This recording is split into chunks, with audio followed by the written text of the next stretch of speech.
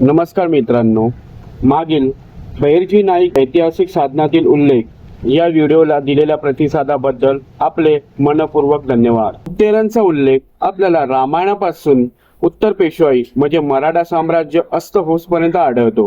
वाल्मिकी रामायणामध्ये विभीषण हे भगवान श्रीरामाचे महत्त्वाचे माहितीगार आणि रणनीती सल्लागार म्हणून दिसतात।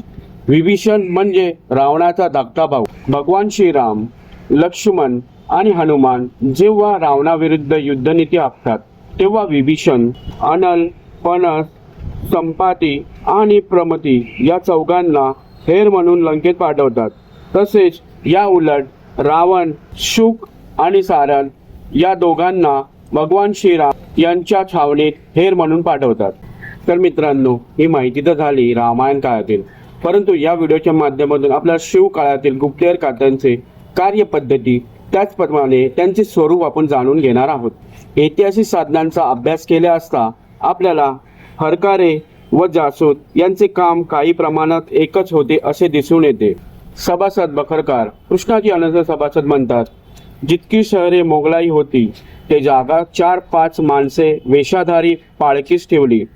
त्या पाळकीपैकी 2 जण खबर सांगाव्यास यावे, दोघांनी तेथे हुशार राहावे, मग लष्कर पाठवून हवेली शहरे मारावी ही तजवीज केली। तर मित्रांनो, आता उल्लेख झाला शिवाजी महाराजांच्या युद्धनीतीचा।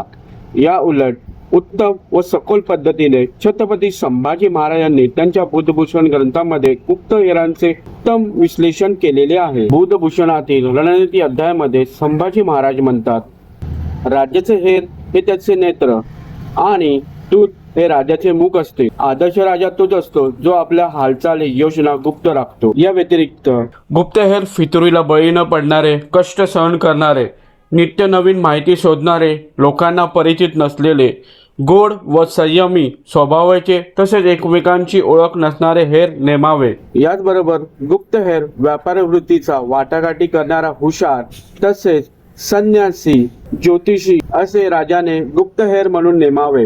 संभाजी महाराजांनी गुप्तहेर कुठल्या गुणाचा, कुठल्या कौशल्याचा असावे अशा पद्धतीचा उल्लेख आवर्जून केलेला आहे। पुढील व्हिडिओमध्ये आपण दत्त वामन पोद्दार यांना इतिहास संशोधन करत असताना ब्राह्मण हरकारे या संबंधी एक मोडी कागदपत्र सापडले, याबद्दल आपण जाणून घेणार आहोत। तर मित्रांनो, ही शिवकाळातील गुप्तहेरांची ऐतिहासिक माहिती तुम्हाला कशी वाटली ते आम्हाला कमेंटद्वारे कळवा। तसेच लाईक करायला विसरू नका। ही माहिती आपल्याला आवडल्यास मित्र, मैत्रिणी तसेच नातेवाईक यांना शेअर करायला विसरू नका।